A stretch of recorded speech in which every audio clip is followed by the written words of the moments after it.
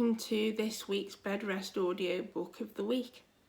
Now, if you're watching this video closely, you'll notice that for once I'm not recording this video in my bed where I normally do, but I've taken a break from the bed, having spent most of my day there because it's been a bit of a rough day, and I thought I would record the video sitting up, as I tend to think better when I'm like in my chair and things. That's a weird thing. I'm sure I keep my brain in the cushion of the wheelchair or something sometimes. Well, anyway, this is another sort of book with a historic slant. Have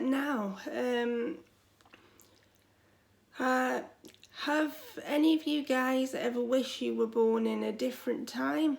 Born maybe in the Victorian time or the war years, or any other time in history that you would want to have experienced and been part of? I know I have. However, the couple in this book I have chosen to review this week have taken that whimsical wish to a whole different level. Now, Sarah and Gabriel Chrisman have taken their love and wish to explore living in the 19th century to what some would say is the next level, and possibly even the most obsessive level it is possible to have achieved. The couple routinely dress as Victorians. Sarah, who's an author of non-fiction books and fiction books as well, she dresses in Victorian clothes all the time and makes her own clothes. She's clearly very talented. That she also discusses this in her book. And Gabriel dresses in general clothes, I think, when he goes to work, and then when he comes home he dons Victorian clothes, particularly if the couple go out cycling or out and about in the local area. Well, in the book, Sarah chronicles her early life and how her fascination with the Victorian way of life began. And this is, I think, why she called the book This Victorian Life. She had a fascination with the Victorian period from a very young age. She didn't routinely dress as a Victorian for many more years until she met her husband, and he gave her a corset, a Victorian corset for her birthday, and she told him that she didn't want one originally, but then she tried it and found that she actually quite enjoyed it and thought that she had it flattered her figure. And then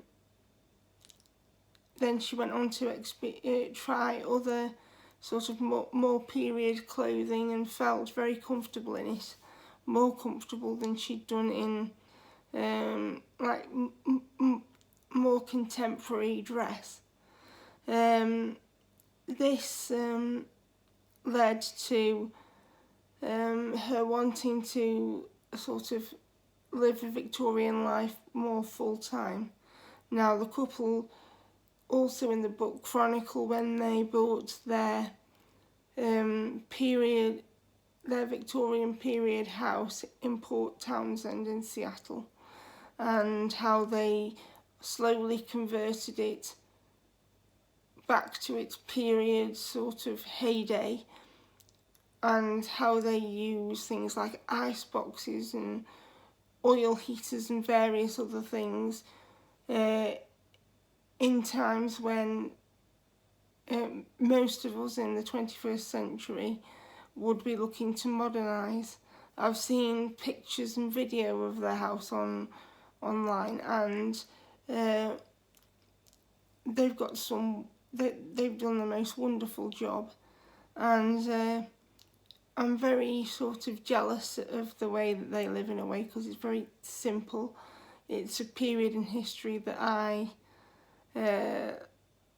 liked or that I am interested in. It was very hard for some people. It was a very polarised sort of era, but it was also the rise, I would say, the rise of sort of social mobility, or at least the beginning of the idea of the middle class coming up.